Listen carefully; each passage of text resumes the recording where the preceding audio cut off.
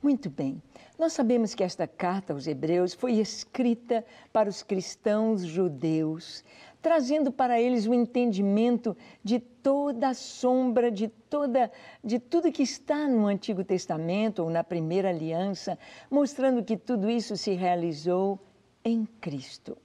Cada sacrifício, cada holocausto, cada oferta pelo pecado, cada oferta de manjares, cada ato, cada ritual, todos eles tinham uma direção.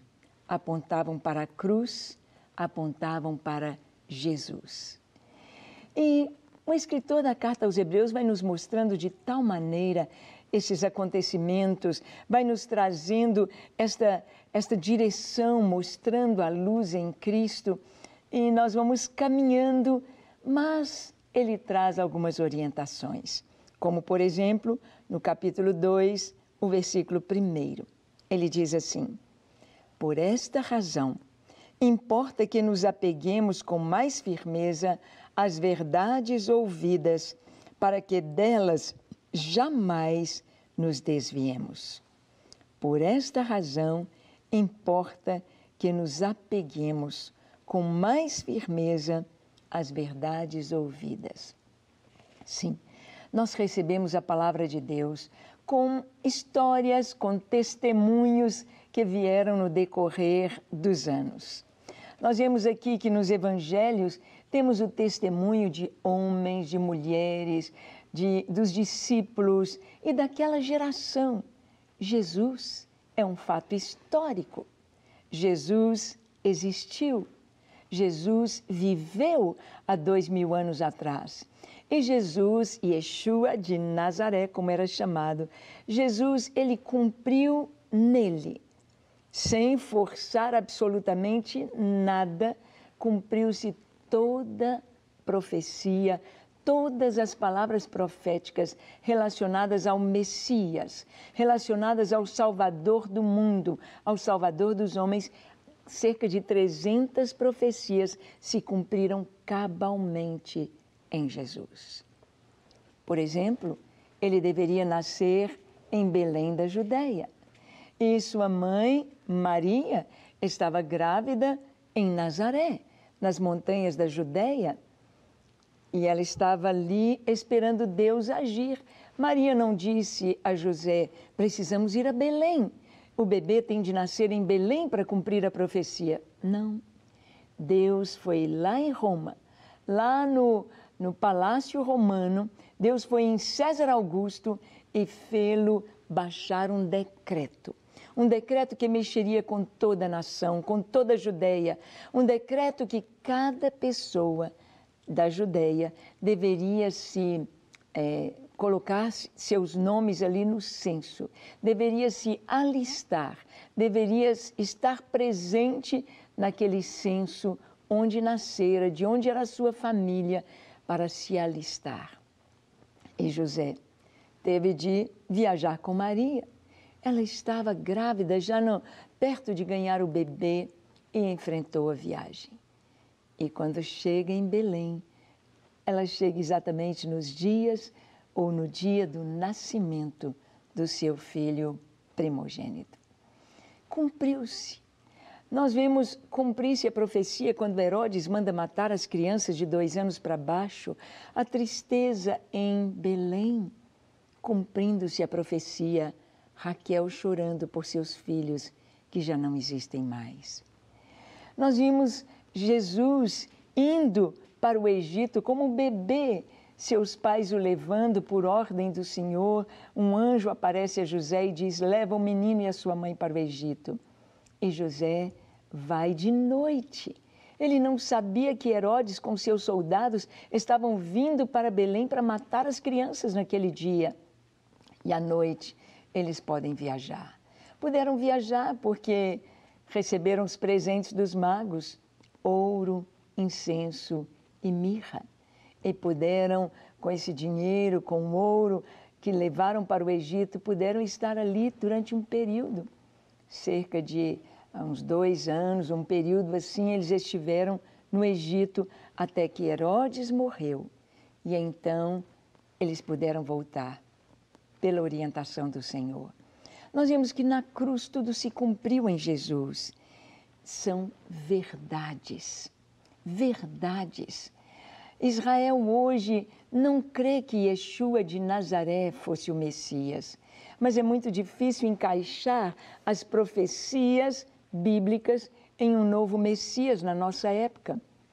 Porque a profecia lá da vinda de Jesus, a profecia de Daniel capítulo 9, se cumpre exatamente há 2000 anos atrás, não hoje.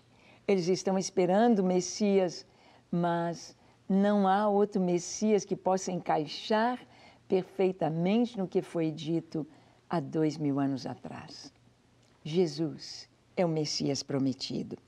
Por esta razão, pois, importa que nos apeguemos com mais firmeza às verdades ouvidas. Jesus é maior que os anjos, Jesus é maior que Moisés, Jesus é maior que os profetas, Jesus é maior que todo e qualquer ser humano que já tenha passado pela face da terra. Vamos ver o que a palavra de Deus nos diz em Mateus 7, 24 a 27, sobre a firmeza na palavra, a firmeza na verdade pela prática. Jesus prega o Sermão da Montanha.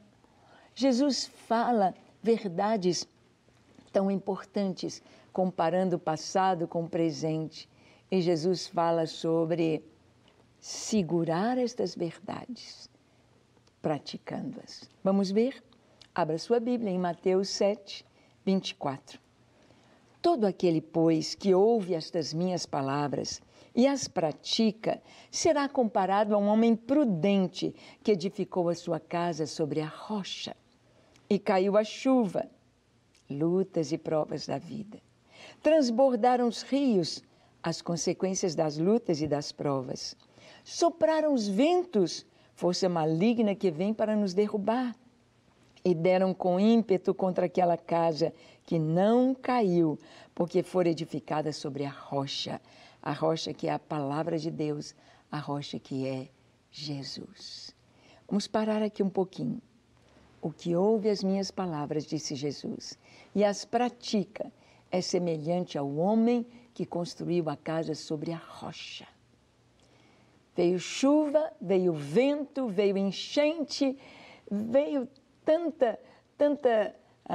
tantas adversidades para derrubar aquela casa, mas não conseguiram derrubá-la, porque ela estava edificada sobre a rocha. Sobre a rocha.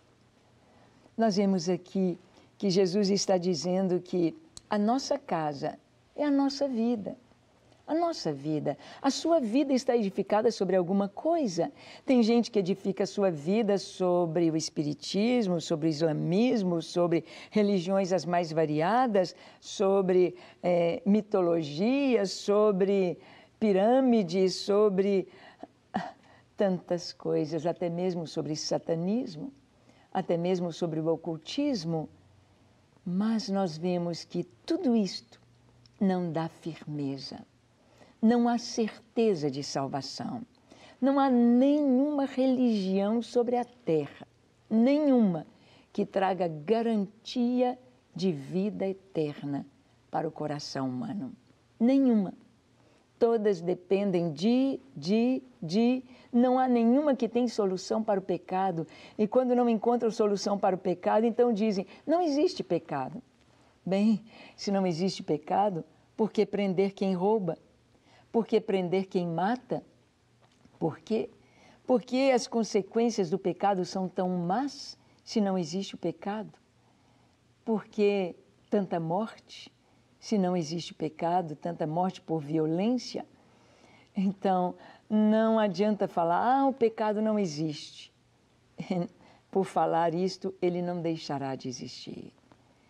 Mas se temos a nossa casa edificada sobre a rocha, e a rocha é Jesus, a rocha é a palavra que Ele nos trouxe, e essa palavra, a Escritura Sagrada, a Bíblia Sagrada, ela toda, como um todo, se completando, se interpretando, o Novo Testamento julgando luz ao Antigo Testamento, o Antigo Testamento servindo de raiz, de tronco, para o que é dito no Novo Testamento e a palavra, a vida fluindo em frutos através do Espírito Santo habitando em nós, através da pregação da palavra.